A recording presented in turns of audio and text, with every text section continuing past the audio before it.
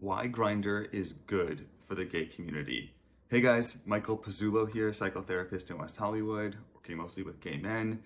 So if you ask most folks these days, one of their biggest complaints about gay culture in the gay community, they're gonna say Grindr and other hookup apps. And don't get me wrong, there are lots of reasons to take issue or complain about the culture that these apps have created. I've actually already done a video about how to navigate Grindr and other such gay hookup apps in a healthy way. If you want to check that out, link it below.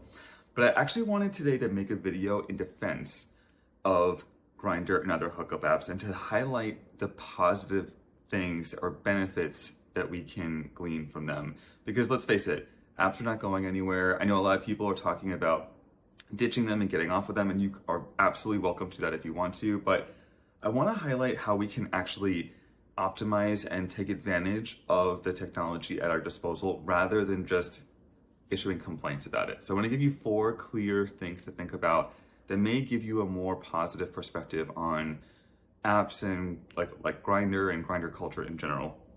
So the first one would be social anxiety. So I think that a lot of gay men struggle with social anxiety. A lot of people in general do. And actually, I think the distance of a screen can allow people who are socially anxious to find a little bit more courage. For example, I think it's a lot easier to message someone, "Hey, handsome," or something like that, versus going up to someone at a bar who you don't know and approaching them and offering to buy them a drink.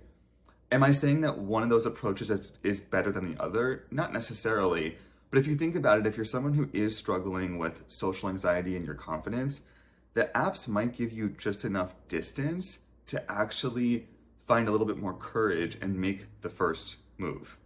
So I would consider that too, that, hey, is there something about the physical distance, the digital distance that allows me to be a little bit more, bolder or more courageous than I normally would be if I was just walking into a gay party or a bar or a space where I don't even know if the people are gay. So that's one thing to consider. The other thing I would say is closet cruising. So, a lot of gay men, before they come out, when they're beginning to think about their identity and maybe they're not even sure if they're gay, they often want to get a peek into what is gay culture, but it can be difficult to do that without inadvertently outing yourself. And I think that apps can actually offer a way to do that. If you are in the closet and unsure, going out to a gay bar is probably quite overwhelming. And again, you may feel like you were sort of inadvertently potentially outing yourself, but it's a lot easier to, get on an app and just sort of browse around and maybe begin engaging a little bit that way when you're still uncertain of your identity and you're still figuring things out.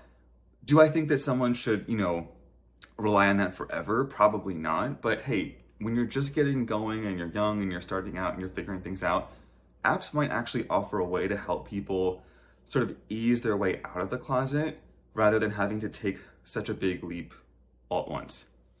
The third thing I would say is boundaries. So a lot of people struggle with setting boundaries, and this is something that's very imperative when it comes to dating and hookup culture, right? I do think that it can be a little bit easier to set a boundary on an app rather than in person. So, for example, if you're at a bar or you're at a party and you've had a few drinks and someone's flirting with you, it can be difficult for some people to turn them down directly in person. Their people-pleasing kicks in, they feel uncomfortable, they feel awkward. Whereas on an app, I think it's a lot easier to say no, just end the conversation, or put your phone down, whatever you have to do. I think that for some folks who struggle with boundaries, apps can actually offer a way to set boundaries with a little bit more ease that can also be really healthy and useful for them.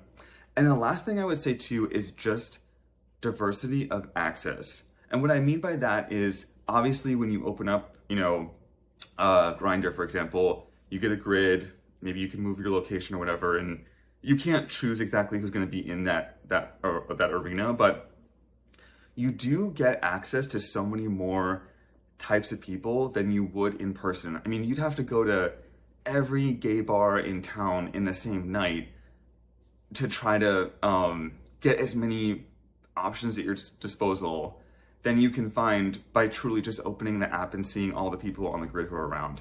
Not to mention, if you go into a bar, like, you don't know who is single or who's available or who's looking or so on and so forth. So there is something about having a digital platform that gives you more access to people that you just physically, unless you're literally chugging Red Bull and running around and, talking to every single person you can possibly find, that you're just simply not going to have that many options otherwise, that you would find on a digital platform. So those are 4 things I would consider.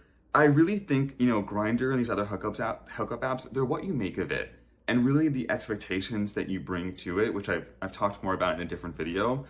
But since I feel like this technology is probably not going anywhere, rather than just looping on frustration about it, which truly, if that's where you're at, I would probably say just get off of them and go about meeting people in person, which is totally fine. But if you're gonna be on them, I would really try to elicit a more winning, positive, optimistic perspective so you don't feel like you're just doomed before you even start.